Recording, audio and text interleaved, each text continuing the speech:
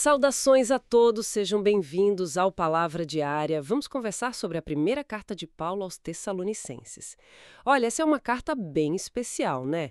Muitos acreditam que é talvez o escrito mais antigo de Paulo que a gente tem no Novo Testamento. Exatamente. E ela nasce num contexto, assim, bem tenso. Tenso como? Paulo e Silas tinham acabado de fundar a igreja lá em Tessalônica, sabe? Mas tiveram que fugir. Muita perseguição. Ah, sim. Aquela acusação de que eles desafiavam César, né? Dizendo que Jesus era outro rei. Isso gerava uma hostilidade enorme. Então Paulo escreve meio que para se reconectar com eles, né?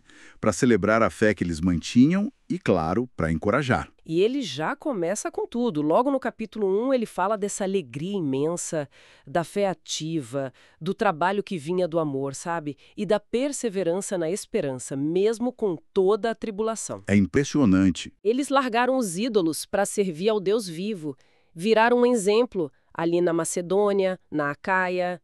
A fé deles correu longe. E essa mudança de vida era radical, né? Totalmente contracultural para a época.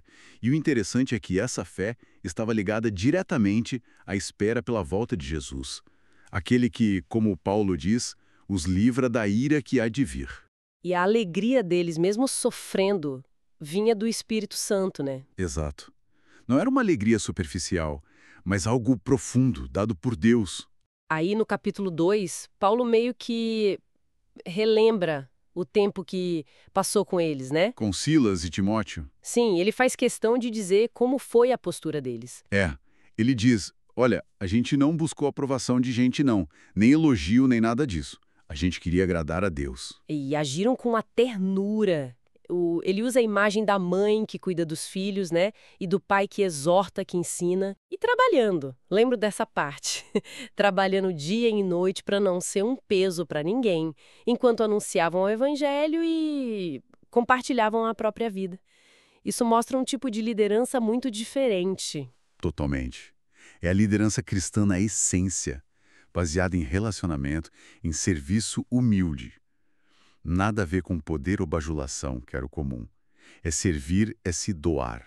E ele também fala do sofrimento que eles estavam passando, né?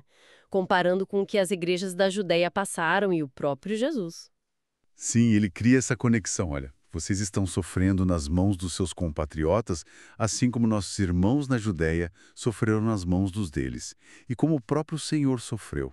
Há uma solidariedade nesse sofrimento por causa de Cristo. Dá para sentir a preocupação do Paulo no capítulo 3, né? Ele ficou aflito, pensando se a fé deles ia aguentar a pressão toda. Muita aflição, por isso ele mandou Timóteo.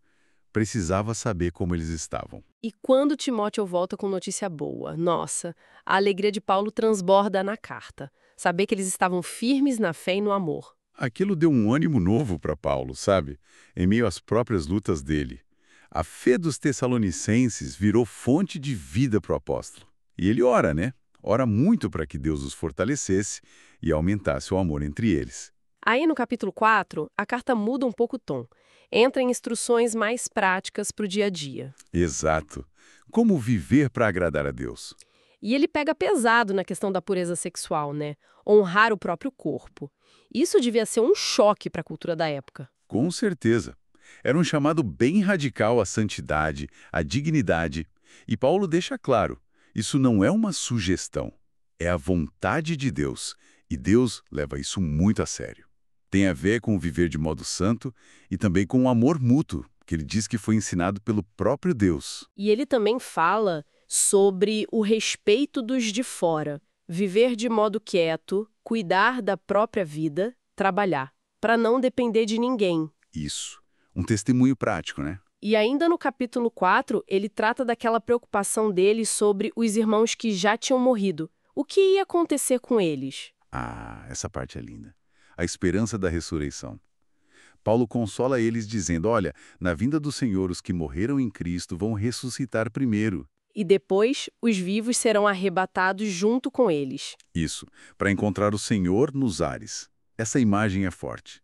Não é uma fuga, mas como uma comitiva que sai para receber um rei que está chegando para estabelecer seu reino. É uma imagem de boas-vindas ao rei.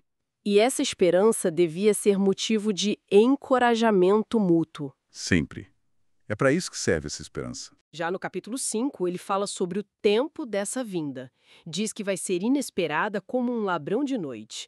Não adianta ficar fazendo conta, marcando calendário. Nada disso. A atitude correta é vigiar, viver como filhos da luz, sóbrios, né? Protegidos pela couraça da fé e do amor e o capacete da esperança da salvação. Porque Deus não nos destinou para a ira, mas para a salvação por Jesus. Essa é a segurança deles. E aí vem aquelas instruções finais, rápidas, mas essenciais. Honrar os líderes, advertir quem está à toa, encorajar os desanimados, ser paciente com todo mundo. Buscar sempre o bem, alegrar-se sempre, orar sem parar, dar graças em tudo. Ufa! É. E não apagar o espírito. Examinar tudo, reter o que é bom. É um pacote completo para a vida comunitária. Resumindo, então, essa carta é uma celebração, né? Uhum. De uma fé que persevera mesmo na dificuldade. Mostra a importância do amor prático, da santidade no cotidiano.